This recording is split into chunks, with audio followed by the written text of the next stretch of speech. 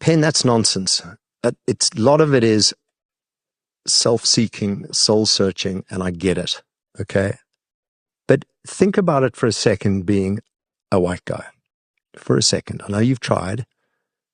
For 30 years, because of apartheid, because of the history, black commentators have had a moral superiority and ability to say what they like, to bash white people around, to treat us in the way they wanted to treat us. And 3.5 years ago, I stood up and said something no one had ever said before, and it broke the dam. And people are now saying and speaking and wanting a proper dialogue. And for the first time, when whomever triggers you, you flip out. Isn't it time you also heard what they said? You've had a monopoly on saying things. And I follow your show. I love it. I love you. And I listen to everything you say. But one day to the next, you can say different things. And you spray it out there because you can. You're allowed to. But we're not allowed to. We're not allowed to. The minute we start saying things, it's the enemy, it's evil, we're not listening to you.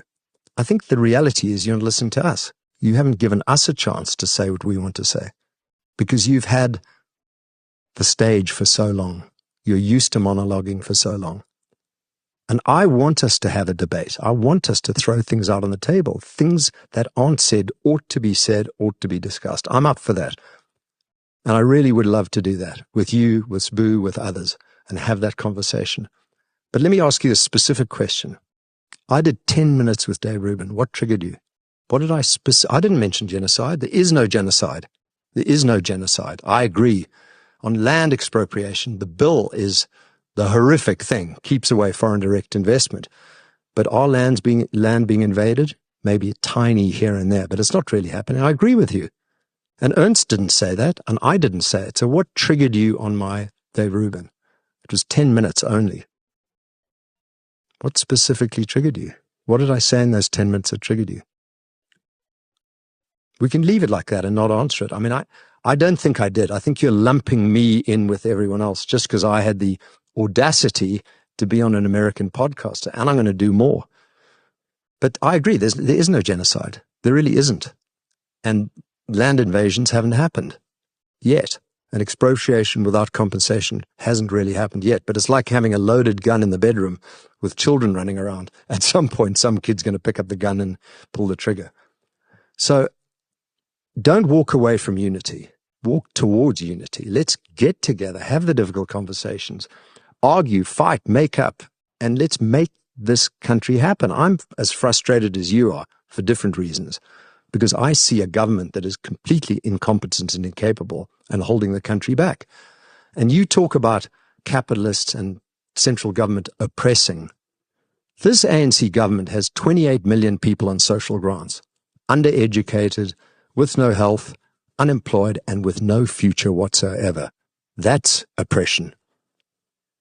So let's work together. Let's have those conversations. Please, don't give up.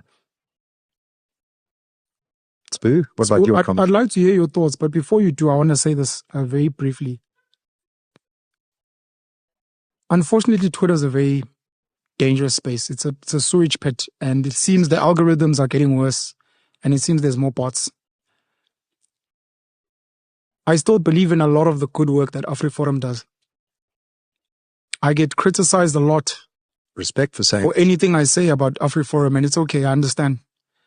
I'm hoping that specifically black communities can learn from the idea of setting up a non-profit organization, collecting money, solving your own problems, especially things like closing potholes, building your own schools and the like, which are the things that I admired about them.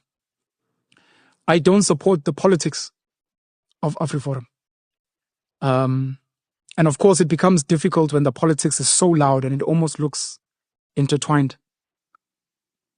So I guess in the same breath, there are so many things I respect about Rob in particular, but other people who maybe support Rob and support some of his views, a lot of the good work. And it's not to say I discount any of that, but where we differ is in the politics, and it's very upsetting because the politics has a direct impact on some of our lives. And I'll just say that I have the ability to separate. I won't take away the things Rob teaches us and the opportunities that we may be given and the knowledge and, eating amakoporo. I will never take that away. Most other people struggle with that. They bunch everything together. More than anything is the politics. Unfortunately, the politics does affect real life. And it's quite sad for me. But on the flip side, you would also disparage EFF's politics, like jumping up and down, kill the Boer, one farmer, one bullet. I mean, that's horrific on Human Rights Day. So you would agree that if you don't like the politics of Reform, you can't like the politics of EFF. That's racism and hatred. So I won't comment on the EFF, but I will say personally, I don't think we should be chanting Tubuli Bono and kill the Boer anymore. That's me.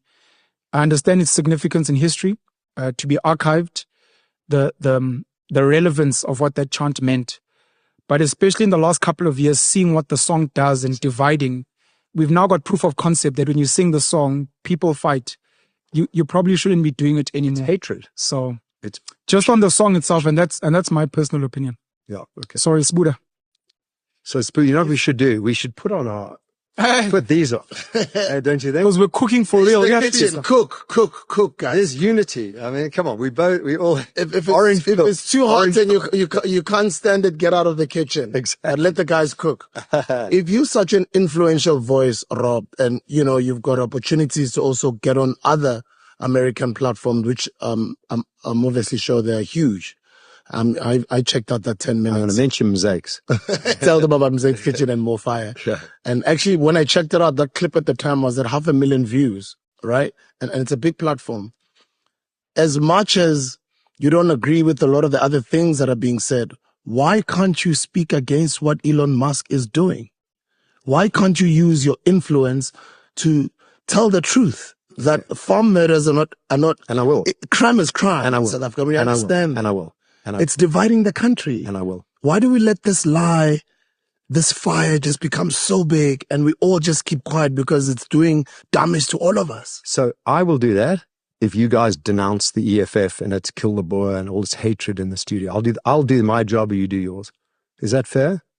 It is all of our job to make sure before we deal with domestic politics, when the whole world is now against us. I'm asking you for a deal. It's that simple. And we've been divided, Rob. We've been divided by the very guy who comes from this country. I know, but EFF's dividing us too by the hatred.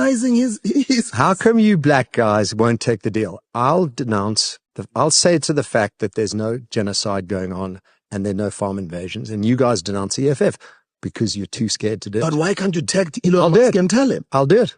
But why don't you call Julius and tell him to back off on the EFF hate slogans? Come on. But do you understand what? Too scared? But do you understand what he's just said? Yes, I'll do it. Do you understand? I'll do it. I've said yes. These guys are like backpedaling. Which guys? We know. So I started specifically. Rob, I started. No, I spooted it. No, I hear you.